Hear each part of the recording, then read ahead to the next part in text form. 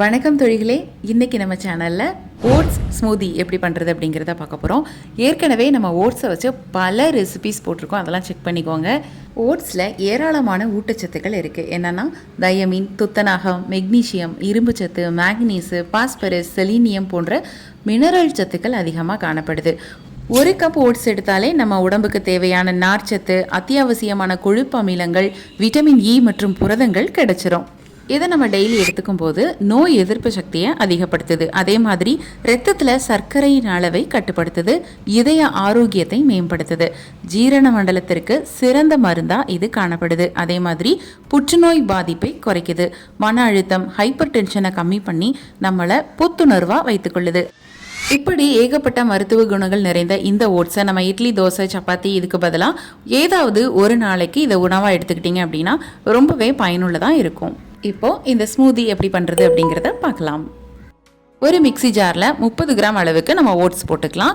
அதுக்கப்புறமா இதில் ஒரு சின்ன வாழைப்பழத்தை எடுத்து கட் பண்ணி அதோடு சேர்த்துக்கலாம். இதோட 10 அளவுக்கு பாதாம், 5 பேரிச்சம்பழம் சேர்த்துக்கலாம். பாதாமில் ஆரோக்கியமான கொழுப்புகள் காணப்படுறதுனால இது ரொம்பவே நல்லது. இது கூட ஒரு 100 ml அளவுக்கு பால் சேர்த்துக்கலாம். பால் வேணாம்னு நினைக்கிறவங்க தண்ணி கூட ஆட் பண்ணிக்கலாம். வாசனைக்காக கொஞ்சமாக ஏலக்காய் தூள் சேர்த்துக்கலாம். ஒரு 1/4 டீஸ்பூன் அளவுக்கு பட்டை தூளும் சேர்த்துக்கலாம். சுவைக்காக ஒரு 2 டீஸ்பூன் அளவுக்கு நாட்டு சர்க்கரை சேர்த்துக்கலாம். வேணாங்கிறவங்க ஸ்கிப் பண்ணிக்கலாம். இப்போ இதை நல்லா மையாக அரைச்சி எடுத்துக்கிட்டால் சூப்பரான ஓட்ஸ் ஸ்மூதி ரெடி. இதை நீங்கள் காலையில் பிரேக்ஃபாஸ்ட்டாக எடுத்துக்கலாம், நைட் எடுக்க வேண்டாம். ஏன்னா ஜீரணமாகிறதுக்கு கொஞ்சம் கஷ்டப்படும். அப்படி எடுக்கிறதா இருந்தால் ஈவினிங்கே நீங்கள் எடுக்கிறது ரொம்ப நல்லது.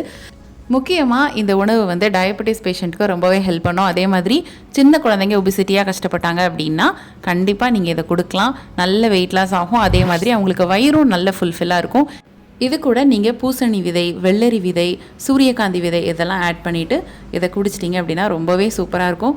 சின்ன குழந்தைங்கள்லேருந்து பெரியவங்க வரைக்கும் எல்லாருக்குமே இந்த டேஸ்ட் ரொம்ப பிடிக்கும். கண்டிப்பாக இதை நீங்கள் ட்ரை பண்ணி பாருங்கள். ட்ரை பண்ணி பார்க்குறதோடு மட்டும் இல்லாமல் எங்களுக்கு அது எப்படி இருக்குன்னு கமெண்ட் பாக்ஸில் கமெண்ட் பண்ணுங்கள். இதே மாதிரி நிறைய ரெசிபீஸ், அதோட பயன்கள் எல்லாமே உங்களுக்காக காத்துட்ருக்கு. அதெல்லாம் வேணும் அப்படின்னா நம்மளோட சேனலை மறக்காமல் சப்ஸ்கிரைப் பண்ணிக்கோங்க. மீண்டும் அடுத்த ஒரு நல்ல ரெசிபியோட, யூஸ்ஃபுல்லான இன்ஃபர்மேஷன்ஸோட நாங்கள் உங்களை சந்திக்கிறோம். நன்றி, வணக்கம். வீட்டில் இருந்தே எந்த முதலீடும் இல்லாமல் மிக எளிமையாக நம்ம கேஎம்எஸ் ஷாப்பிங்கோட ப்ராடக்ட்ஸ் ரீசேல் பண்ணுறது மூலமாக அழகாக சம்பாதிக்கலாங்க.